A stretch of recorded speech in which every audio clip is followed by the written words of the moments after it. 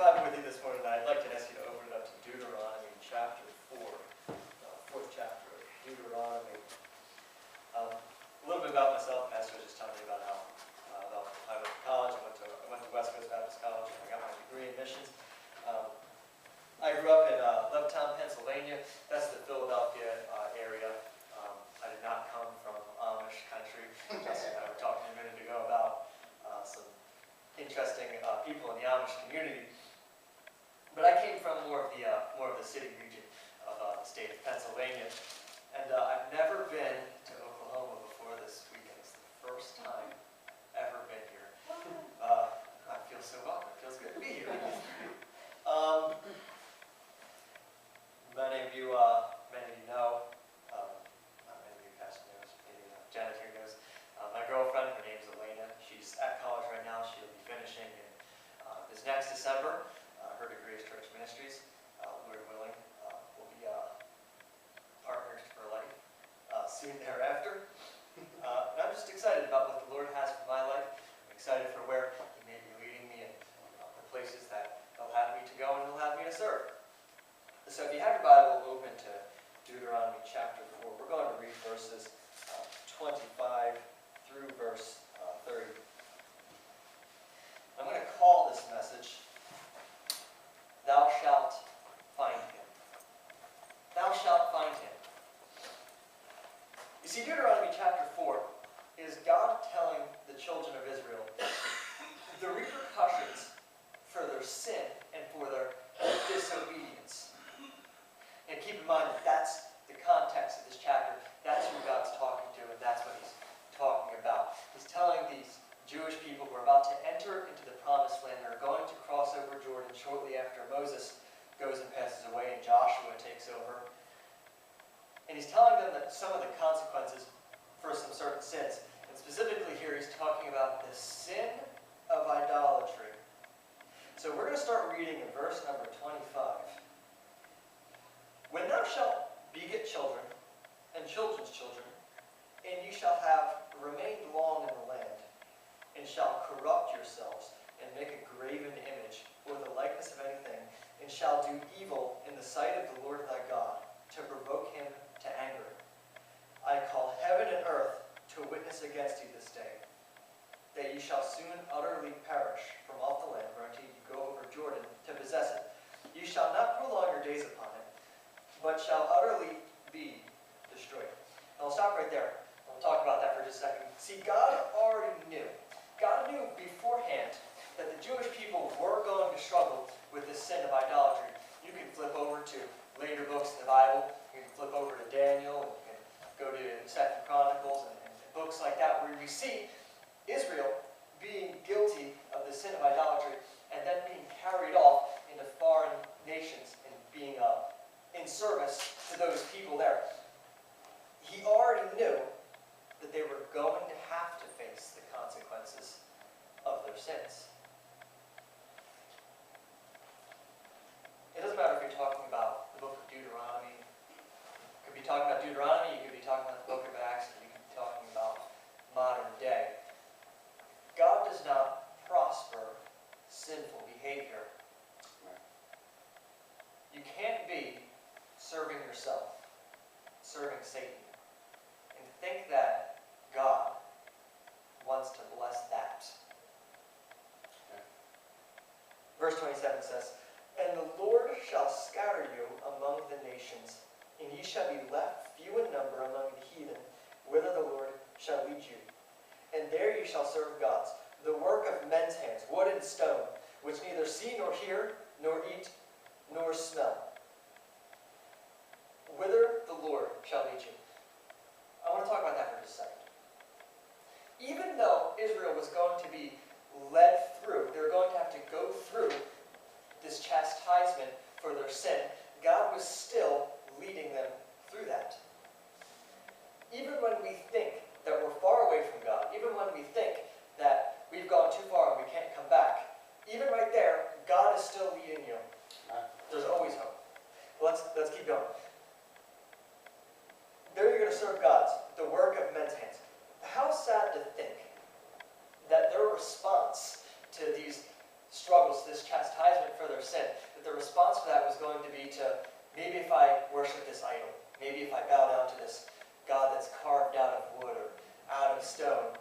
that maybe he can help me through this. And we look at that and we think that that's silly. But so many times when we face the trials and when we face the chastisement, we turn to our work ethic. Maybe if I just work really hard, I can get through this. Maybe if I just try to do really good stuff, maybe I can work my way through this problem I'm facing. The solution to your problem is God. Amen. You can't solve it on your own. But we can do all things through Christ, who strengthens us. Verse number 29 says, "But if from thence thou shalt seek the Lord thy God, thou shalt find him. If thou seek him with all thy heart and with all thy soul." From thence. If from thence. The thence in that verse that God is talking about is the captivity of foreign nations. That from thence that God is talking about is children of Israel wandering in darkness, serving gods that are idols made out of wood and stone. God's saying, from right there, if from right there you turn to me and you call on me with your whole heart and with your whole soul, you're going to find me. It doesn't matter where you are. God is always right there. When thou art in tribulation, verse 30, when thou art in tribulation, and all these things are come upon thee, even in the latter days, if thou turn to the Lord thy God, and shalt be obedient unto his voice, for the Lord thy God is a merciful God. He will not forsake thee, neither destroy thee, nor forget the covenant of thy fathers, which he sware unto them. God made a promise that he's not going to forsake us. And he's not going to abandon us. He's never going to leave us. The point of this message that I'm going to preach, that was just introductory material. I promise you I won't keep you very long. The point of this message, though, is the fear of God. Now, let's pray. We'll get into this. Heavenly Father, we love you, and we thank you for this wonderful morning that we have together, God. I pray that you just continue to bless us, continue to bless our fellowship. And just this time we have together, God, I pray that you would help me say the words that you want me to say, God. Any words that you don't want me to say, I pray that you just keep them inside and that you just show me what it is that you want me to say today. I pray this in the name of Jesus Christ. Amen. So, fear of God. I'm not suggesting to you this morning that you need to be afraid that God is going to send a lightning bolt down your way the next time you do something wrong. Because God's more patient than that. Here's what I mean by fear of God. Here's what the Bible means by the fear of God. The practice of his presence. Living your life every day, every moment, knowing that God is right there. See, sometimes we think, I'm never going to get through this. Sometimes we think, there's no way I could ever handle anything that I'm about to face. And God is right there saying, yes, you can. Sometimes we struggle with the temptation to sin, the temptation to give in to the lust of our flesh. And we think, I can't take this. I can't handle this. The only option I have is to give in to this. But the truth is that God is right there. He's there to help. He's there to convict. And he's there for you, because he loves you. So, the first point that I have for you this morning, 3-point outline, plain and simple, that God is paying attention. God's paying attention to you. God is not ignoring you in your life. God is not turning his back away from you for any reason. Many of you, when you went to get your driver's license, some of you, it may have been a long time ago, you may have Still driving horses. Still riding horses. Many of you got it successfully on your first attempt. Well, me, it took me 3 tries to get my driver's license. I can blame that on a lot of things. One of the main things I like to blame that grew up in the city. We didn't really need to drive. That's not a good excuse. So the first time I went to go take the road test, I get in the car, and as soon as I get in, as soon as the man administrating the test, he gets in the passenger seat with me, it immediately starts to rain. And I'm not talking like a drizzle, I'm talking like monsoon status rain. So we pull up to the stop sign, and he tells me, all right, make a left turn here. So I make sure, very carefully, I stop at the stop sign, make sure he notices. I stopped. I stopped at the stop sign. So I start making this left turn, and I couldn't see out of my window that there was a curb there. And I hit it like it owed me money. I nailed this curb, I jumped, but there's still a skid mark on that curb today. I'm surprised the tire didn't pop. And if you don't know that if you hit a curb while taking your road test, you fail immediately. So we just went right back to the parking lot, stopped there. I had to get out and explain to my father why I'm a failure. Second attempt. I get in the driver's seat. The man administrating the test, he gets in the passenger seat. Says, all right, we go up to the same stop sign, the same turn. I know that this is a very sharp turn. I know that the curb's there. It's not raining. It's a clear day. I have no excuse. I stop at the stop sign very carefully, make sure he notices. I stop at the stop sign. I got my turn signal on and everything, just so making sure he notices this. I'm exaggerating, looking at the mirrors. I make that left turn, and I make it just fine. We drive a little bit, we're doing good, we're doing fantastic. And then we get to the two big orange barrels. And he says, okay, parallel park. Okay, I got this. I've been practicing parallel parking for like a year and a half now. I am the expert at parallel parking. Nobody can parallel park a car better than I can. Back in, I pull forward, and I just fit into the spot. It was perfect. He says, all right, that's good, now get out. Throw and drive, and I hit the barrel on the way out. I failed the second time. The third time I got it, no problem. I have a driver's license today. If you want to see it, I can show it to you. I'm very proud of my achievement. Any adult should be able to do this easily, but I had a hard time with it. But the reason I had such a hard time wasn't because I didn't know how to drive. I do. I did know how to drive. But I hit that barrel in the second attempt because I was nervous, because I was being watched, because I was being evaluated on my performance behind the wheel. Listen, God's paying attention to your life. And there's never a moment that God isn't seeing what you're doing.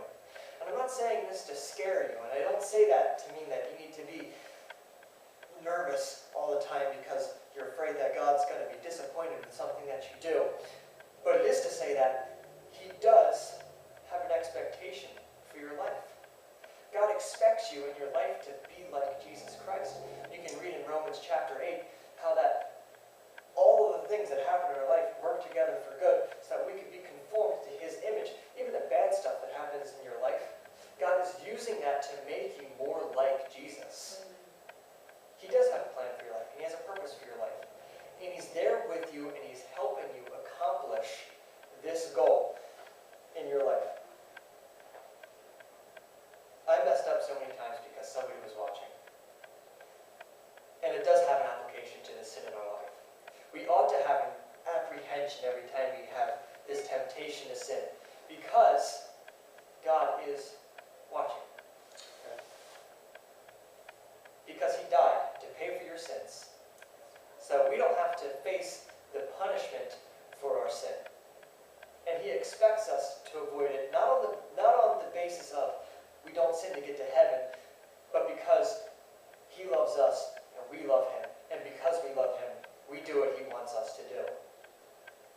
So God is paying attention to our life. But secondly, God is pertinent to the situation. God not only is just watching you, but He is also the solution to your problem. He is a loving Father. He does love us. He loves us so much that He came down to this earth in the form of a man, and He lived a perfect sinless life, and He died on the cross to pay for our sins. He is the solution. He's not just the solution to our hell problem. He's the solution to our day in and day out sin problems. You see, the sin in your life, in any form, is covetousness. You are desiring, you are trying to fulfill a desire that God has given you in your life in a way that He has not ordained. We have a desire to eat. Eating is something that I like to do. It's a favorite pastime of mine. But gluttony is a sin. We have that natural good desire to eat, but we overeat, and we're not fulfilling that healthy desire in a way that God has not ordained. We have desires to have things. Now, there are some things that we do need to have. Everybody needs to own clothes. In modern day America, it's a good thing to own a car. There's a lot of good things that you can do with a car. But people face the temptation to sin, to steal. Stealing is sin. People face that temptation because they have this desire to have things, and they're going about it in a way that God has not ordained. Many times we face temptations in sexual sins to fulfill the desire that God has given us in a way that He has not ordained. Jesus is the solution to these problems. Hebrews 13:5 says, "Let your conversation be without covetousness, and be content with such things as ye have. For He hath said, I will never leave thee, nor forsake thee." Here's what He's saying. Don't desire things that you're not supposed to have. Why? Because you need to be content with things that you have. How am I supposed to do that? I'll never leave you. I'll never forsake you. Our satisfaction in this life will never come from things of this world. We'll always desire to have more. We'll always desire to take the next step and do the next thing. But God's saying, that's not going to satisfy you. I'll satisfy you. I will never leave you. The ultimate companionship, the ultimate possession, is found in Jesus Christ. James 4:2 says, "Ye lust and have not. Ye kill and desire to have and cannot obtain. Ye fight and war, yet ye have not, because ye ask not." If there's something that you genuinely need in this life, if you are actually going without something that you need, you just have to ask for it. Don't try to rely on yourself to provide for these things. Like, of course we work to obtain money because you need it. And of course we work to have certain things, but God is the ultimate provider of all of this. Go to the source, not to yourself. So we understand that God is paying attention to us and to our problems, but God is also pertinent to the situation of our problems. But thirdly, God is present. And this has been basically what I've been saying the whole time. The presence of God is what is here to help us. The presence of God is a two-edged sword in many ways. See, it's meant to give us pause when we face the temptation to do something that He doesn't want us to do. And it is meant to give us comfort when we know that we're doing right.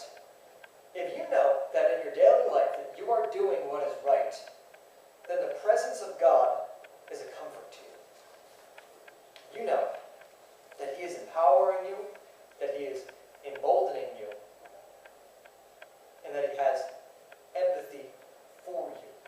He understands your situation, and He wants to help in it. When the trials of life come upon us, we understand that God is there with us. So how do we put this into practice? How do we practice these things that I've just said? Well, did you fellowship with Him today? How do you fellowship with anyone? You talk to them, and they talk to you. We talk to God through prayer. This morning, before you came to church, or after you go home from church today or this evening, are you going to talk to Him? Are you going to speak to Him? How does He speak to us? He speaks to us through the Bible. Pastor Chris and I, we're both preachers. We like to preach. But we don't have some special divine revelation that anybody in this room doesn't have. Of course, we have the calling of God in our life to do His work. But all the information we need to know is found in this book. And you have it too. And God wants to tell you something. He wants to speak to you. And he's going to do it through this book. Open it up and read it and study it. God's not ignoring you. He's there with you. Are your sins confessed? God wants us to confess our sins to him. He doesn't want there to be any breach of fellowship between us. Our relationship is settled in the blood of Jesus. We are always going to be children of God. But our fellowship can become strained by the sin in our life. Are your sins confessed today? Have you set your affection on things above? Colossians 3:2 says, set your affection on things above, not on things on the earth.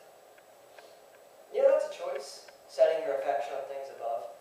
I mean, you can pray and ask God, God, help me to set my affection on things above. But that's something that you do. The next time you face a temptation, take that affection, take that desire, and set it on something higher. You face the temptation to maybe take something that's not yours. I'm hoping that people in this room aren't, grand thefts or grand thieves or anything.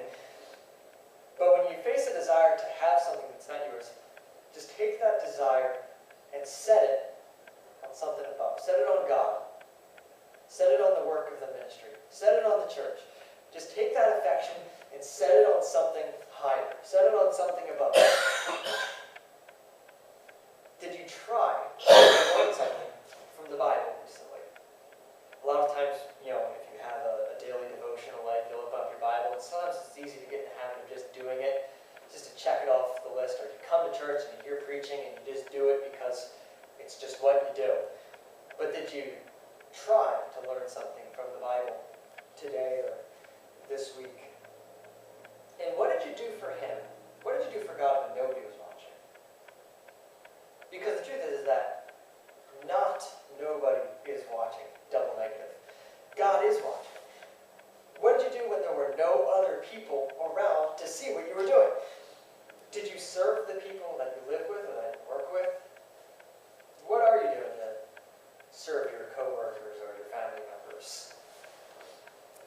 Did you witness to people that you encountered that you knew needed to hear?